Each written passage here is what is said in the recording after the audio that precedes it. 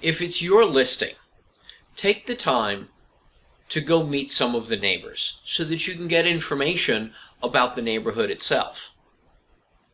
First of all, it's a good practice. It's how you get more listings. But also, because you can use property information and neighborhood information to look for red flags that indicate that your prospect might be dangerous, and also potentially even deter a prospect in total.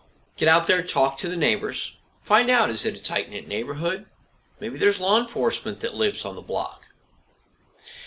And when a prospect calls you to have you show them the home, one of the things you can now say is, oh, well, I love that home. It's a great place, very open, airy. There's a lot of windows, a lot of natural light. It's wonderful. Also, I've met a lot of the neighbors, and it seems like a great little neighborhood. Everybody said that it was very tight-knit. Everybody knows one another. And interestingly enough, there's also law enforcement that lives on the block. Now, to a legitimate prospect, all the things you've just said would make them more interested in the property, not less interested. So you could probably hear their level of enthusiasm going up.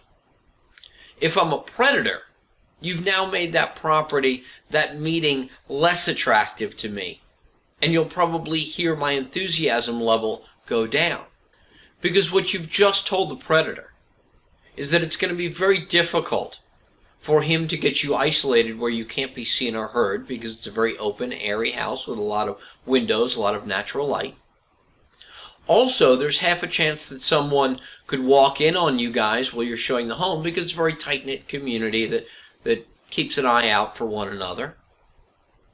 And finally, that there's somebody close by who has a gun, knows how to use it, and won't get in trouble for shooting that person.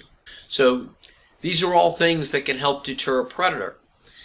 You can hear their level of enthusiasm go down, right? You'll hear that drop in their tone of voice. And they might not even show up for the appointment if it is in fact a predator.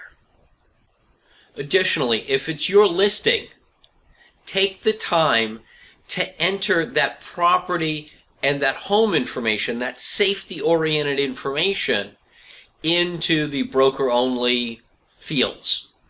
Every MLS calls them something differently, but the fields that are only visible to you as the agent or the broker.